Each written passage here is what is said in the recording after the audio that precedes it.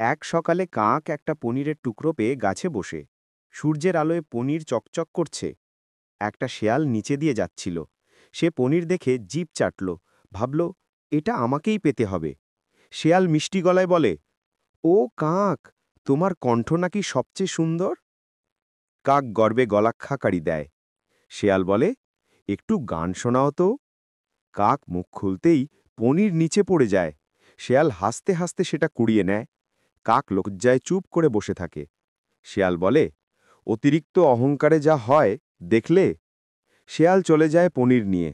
আর কাক ভাবে, প্রশংসায় ভেসে যাওয়া ভুল। বাতাসে কাকের পালক নড়ে, যেন সে অনুতপ্ত। সে বলে, পরের বার কেউ তোষামত করলে চুপ থাকব। শেয়াল দূরে বসে খাচ্ছে পনির, হাসছে খুশিতে। চালাকি না করলে টিকে থাকা কঠিন। শিক্ষা, তোষামদে ভেসে যেও না।